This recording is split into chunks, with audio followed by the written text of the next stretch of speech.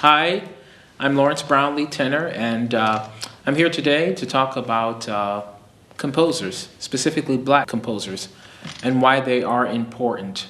For myself as a black artist, I think even as I perform on the stages of the world, in the symphony halls and the recital venues, I feel that I bring a unique perspective to whatever piece that I'm doing. If I'm doing Mozart, Rossini, Bellini, any of these pieces, I bring my own unique experiences that inform what I'm performing at that moment. Black composers do the same thing. I think they have something to say, like many of the composers of the world that come from their various backgrounds.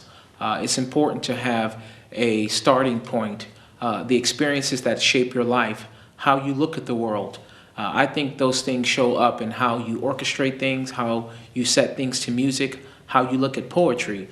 There are so many reasons why I think there's a unique perspective that a black composer can bring to music. And wonderful composers like William Grant Still, Adolphus Hailstork. There's so many to name, not just in pop or soul music, but in classical music. Of course, we know the influence that we've had in jazz. Even Charlie Parker, who I did an opera about recently, Charlie Parker had a desire to work in classical music. And so I feel like these black composers are uniquely gifted to write in the classical realm and all types of music, and the opportunity should be afforded to them that they can produce and present these works. Currently, I am working on a new project, a song cycle that was written for me, the composer, an African-American gentleman by the name of Tyshawn Sorey.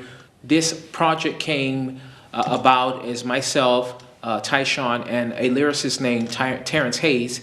We came together to bring our collective gifts to create something that should be the pulse of what a black man in America deals with on a day-to-day basis. And so it is a song cycle that we hope will be the existing song cycle that kind of explains and defines what we think of on a daily basis, how we live in this world, in this skin, how we're viewed, how people look at us, how some people limit what they think we are and what we can be, but to show that we have many of the same desires and hopes. We're fathers, we're brothers, we're men who live in this world who want to abide by the law, who want to do good, who want to be good humanitarians, but we are often reduced to being less than a man just based upon what society has defined over the many years. And so what we wanted to do is to use our art as a platform to say something, to be a voice, to energize the atmosphere, if you will,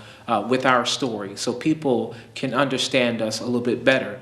And even artists of color, black men, potentially in the future will pick up this song cycle and say, you know what, this is my story too. I feel the exact same way. I have the same questions when we talk about hope and resilience and waking up every day knowing what we have to face, rising and having that consciousness that's out there, being able to say, even though I know that I will have to face adversity every day, I still wake up with a certain urgency to go and face all the problems that will be in front of me that day. So this song cycle speaks to that, and I'm very excited to debut this very soon. When I look at the opportunities that I've had, I feel proud. As myself, obviously being an African-American man, the fact that I've gotten a chance to perform in all the major theaters of the world.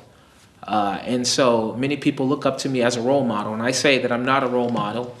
Charles Barkley, who is a Hall of Fame basketball player, said he never grew up wanting to be a role model, but the way you become a role model is to be successful in what you do. And so other people will look at your success and want to emulate it. So if I can be that person for other people, I want to keep forging ahead, and I want to be that example of someone facing adversity, being told that I wouldn't be successful, to have enjoyed those successes. That's very important to me, but it's because it's something that I feel like I was born to do. And there are many people out there, composers, singers, pianists, stage directors of color, who haven't been given the opportunity. And I'm excited, hopefully, that I can be a part of leading the charge that opens the doors for other people of color, singers, musicians in the orchestra, pianists, all areas of life, but especially in the arts, to have this opportunity to express their God-given talent and to really flourish and thrive in what it is they were born to do.